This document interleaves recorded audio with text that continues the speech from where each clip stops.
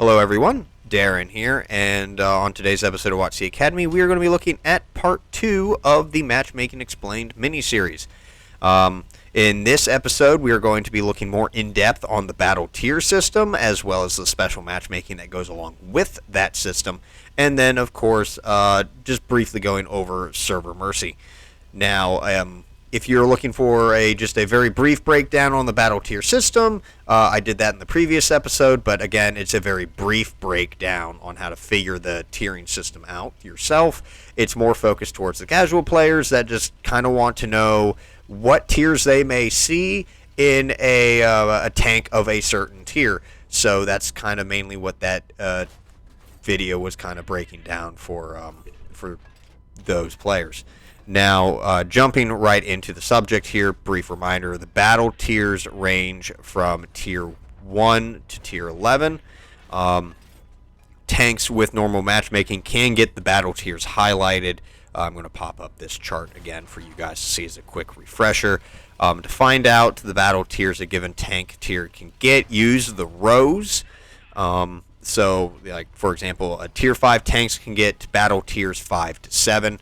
And to find out the tank tiers that might be in a given battle, use the columns. So again, for example, a Tier 11 battle only ever has Tier 9 and Tier 10 tanks in it.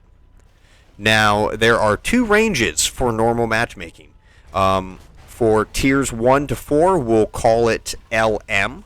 And for Tiers 5 to 10, we're going to call them HM. And the reason I am going to be using those is because Spirant Cran, the maker of this document, has decided to label them as such, and it goes along with the chart that he created.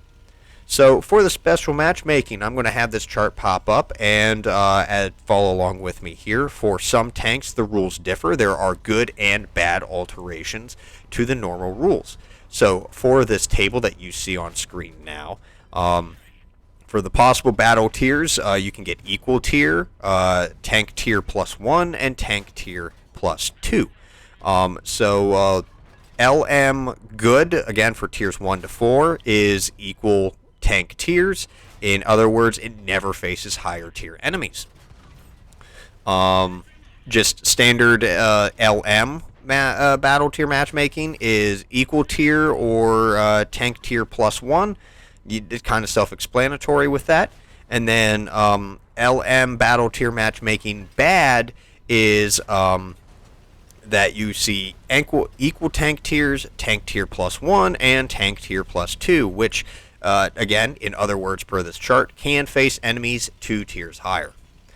Now for the tiers 5 to 10, again, tank tiers, we have HM good, which is equal tier or tank tier +1, which again cannot face enemies 2 tiers higher. And the standard HM is self-explanatory again. You can see equal tier, tank tier +1, or tank tier +2.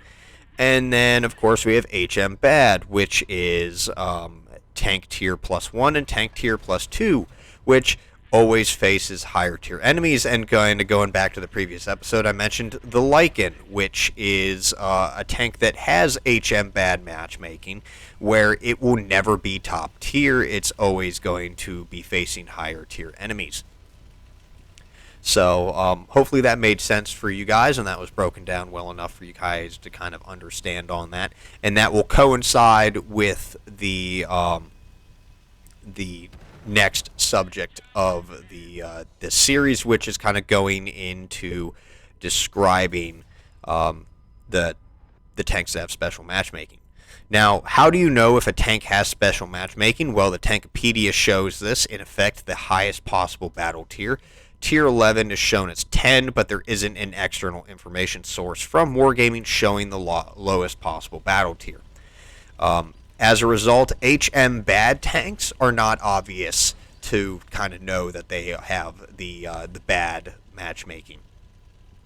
The only and simplest way to find out for certain is to look at the tank in the garage. I'm sure we've all seen like the little stat card that pops up, and Spirant Cran gives an example of this.